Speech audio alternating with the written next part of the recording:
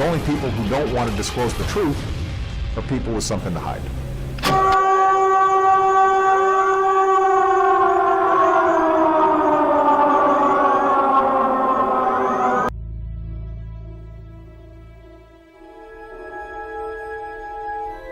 With the collapse of the oil embargo to force Iran into a confrontation over the Straits of Hormuz, the US and Israel are looking for another way to get the long-sought war with Iran started, and more to the point, need to make it look like Iran is starting hostilities in order to make it politically and more difficult for Russia and China to support Iran.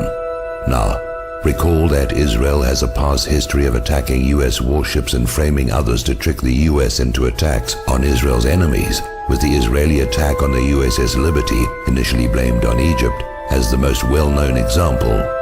So here we have the USS Enterprise, the oldest carrier in the fleet, on her last legs, scheduled to be decommissioned next year. Her name is well known in part because of the Star Trek TV series. Decommissioning a nuclear aircraft carrier is a very expensive process. USS Enterprise is powered by 8 nuclear reactors, all of which must be disposed of as nuclear waste material along with all the associated machinery.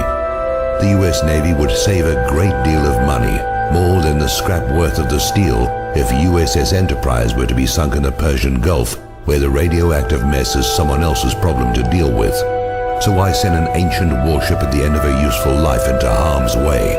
The same reason Franklin Roosevelt moved a bunch of obsolete warships from San Diego to Pearl Harbor, while their newer carriers and warships were well away from Hawaii on December the 7th, 1941. Israel has 3 Dolphin submarines, given to her by Germany. They have been seen transiting the Suez Canal in the past and could well be operating in the Gulf of Oman, even the Persian Gulf by now, lying in wait for a used-up and obsolete warship, more useful as a sacrificial lamb than an actual weapon, a ship with American sailors to be attacked as Israel attacked the USS Liberty, then to be blamed on the designated target, Iran, by a compliant media. If you agree with this analysis, please post this video everywhere you see this carrier story. If we can make them doubt a false flag will be believed, maybe they'll call it off.